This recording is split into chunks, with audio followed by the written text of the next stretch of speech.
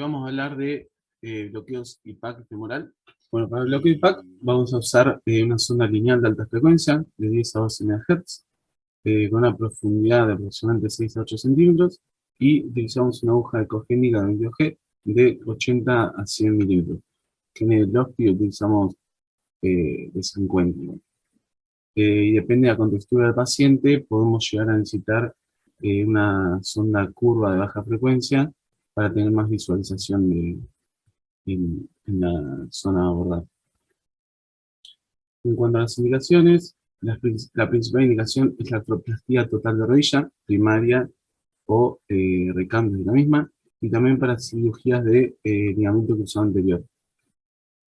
Lo importante a destacar es que con este bloqueo lo que se busca bloquear son los nervios geniculares superomedial y lateral, que son ramas del nervio ciático, que provienen del plexo sacro, y las ramas articulares del nervio obturador, que proviene del plexo lumbar. Estos nervios los vamos a encontrar en la región poplitea y nos va a dar una analgesia en la cápsula posterior de la articulación de rodilla. Y es muy importante esto, que lo que no nos afecta es la función motora de la extremidad. Acá tenemos bueno, esta imagen que nos muestra el dermatoma, el miotoma y el osteotoma. En cuanto al osteotoma vemos cómo cubre completamente toda la región posterior de la rodilla. Por esto es muy útil en la artroplastia total de rodilla, combinado justo con el bloqueo de el nervio femoral, pero distal al triángulo femoral. ¿Por qué esto? Porque disminuimos la debilidad que se produce en el cuádriceps si abordamos al nervio femoral más arriba a nivel del pliegue femoral. Y como vemos, combinando ambos bloqueos, tenemos una analgesia total de toda la rodilla, tanto en su parte anterior como posterior.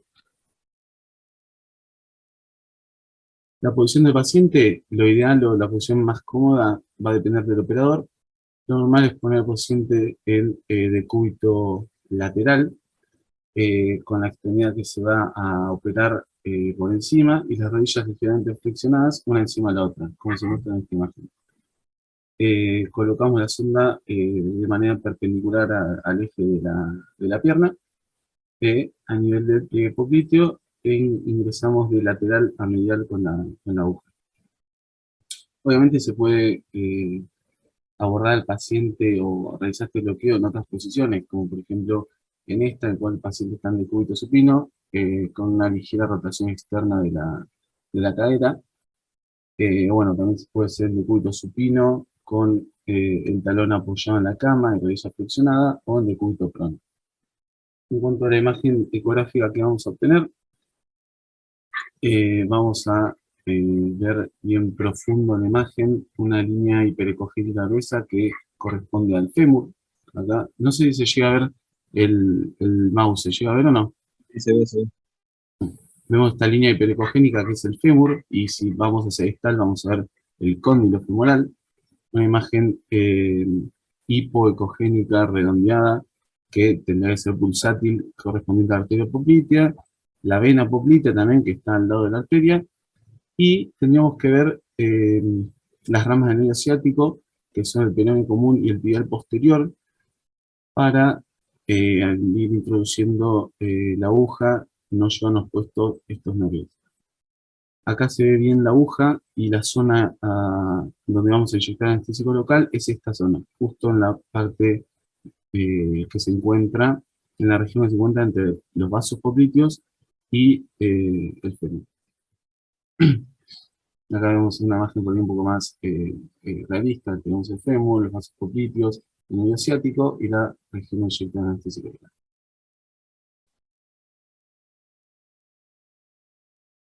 Acá tenemos los distintos músculos que podemos llegar a encontrar cuando vamos a realizar el bloqueo. A recordar, tenemos el vasto medial, que sería este, el sartorio, el semimembranoso y el bíceps femoral. Y tenemos fémur, anestésico local entre fémur y vasos popliteos. Es un bloqueo relativamente sencillo. La principal complicación que podemos tener al realizar este bloqueo es eh, el pie caído, que se genera por un bloqueo motor del peroneo común, y esto es importante porque puede simular una lesión nerviosa intraoperatoria que a veces requiere restauración quirúrgica. Es por esto que es importante inyectar lejos de las ramas del nervio ciático, entramos de lateral a medial, y siempre vigilando que el anestésico local no difunda en proximidad a estos nervios. Eh, Porque si se bloquea el peroneo común nos puede generar esta complicación. Y importante, una vez que el paciente despierte, ver si puede realizar la dorsiflexión del pie. En cuanto al bloqueo femoral, eh, importante comenzar abordando cómo está formado, cómo se forma el nervio femoral. Tenemos el plexo lumbar que se forma por las raíces anteriores de L1, L2, L3 y L4, que va a dar como ramas el órgano genital mayor y menor, el fémur cutáneo y el genitoural, que son ramas puramente sensitivas, y de L2, L3 y L4 se va a formar el nervio crural femoral hacia adelante y el nervio obturador hacia posterior. Las principales indicaciones son para anestesia de emergencia de cirugía de cadera, fémur, muslo anterior, rodilla y rótula. El objetivo es distribuir el anestésico local en la fascia continua del nervio femoral. Se utiliza un transductor lineal, una aguja 22G de 5 centímetros y un volumen de aproximadamente 10-15 milímetros, mililitros alcanzaría para realizar un bloqueo exitoso. Muchas veces se combina con el bloqueo del nervio ciático para dar analgesia o anestesia también en la pierna y pie. Acá tenemos el dermatoma, el miotoma y el osteotoma que cubre el bloqueo de este nervio, y combinado con el nervio ciático vamos a ver que tenemos analgesia y anestesia de toda la pierna y pie del paciente.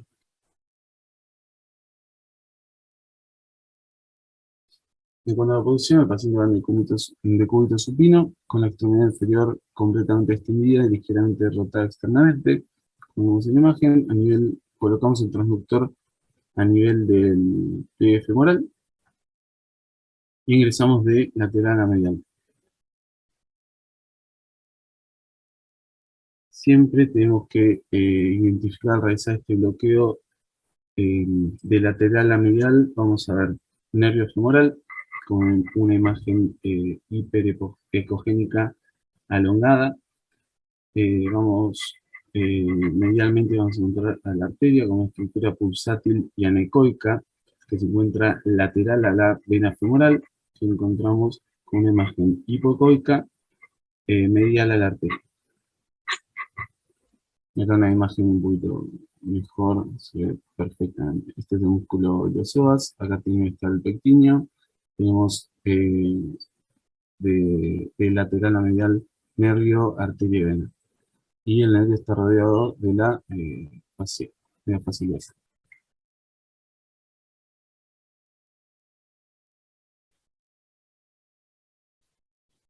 Se considera que la inyección de anestésico local es exitosa si separa las dos capas de la fascia ilíaca que rodean al nervio, si se desplaza el nervio lejos de la aguja y si se extiende por encima, por debajo o alrededor del nervio femoral, entre las capas de la fascia ilíaca que controlan el nervio.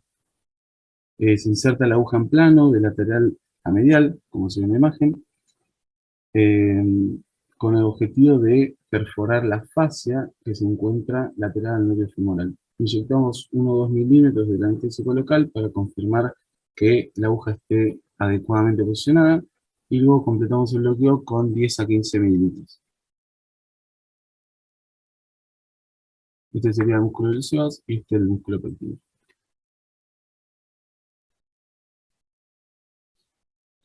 A veces lo que puede pasar es que podemos ver tres imágenes esféricas anecoicas, como vemos acá, arteria femoral y vena femoral, y acá el nervio. Eh, Esto se debe a que la sonda a veces la tenemos situada a nivel de la bifurcación de la arteria, y en estos casos lo que se aconseja es desplazar la sonda hacia craneal. Se aconseja desplazar la sonda más hacia craneal, es decir, hacia el pliegue inguinal, hasta encontrar la femoral común y abordar el nervio a este nivel. ¿Esto por qué? Porque a nivel de la bifurcación de la arteria femoral, las ramas del nervio femoral están como muy dispersas, y lo que puede pasar es que al inyectar el anestésico local no se consigue la infiltración de todas las ramas del nervio. Complicaciones, la principal, o sea, la mayor a tener en cuenta es la debilidad del cuádriceps, porque muchas veces el paciente necesita una rehabilitación precoz en las primeras 24 horas, eh, y esto le puede impedir una movilidad temprana. Otras pueden ser punción vascular, hematoma, inyección intravascular o lesión nerviosa. En cuanto a la elección de anestésico local, se puede usar anestésicos locales de acción prolongada, como bupi o ropi al 0,5%, y muchas veces se puede utilizar estas, estos anestésicos, pero a concentraciones más diluidas, es decir, al 0,125 o al 0,25, para disminuir el bloqueo motor, pero igualmente se afecta la deambulación del paciente.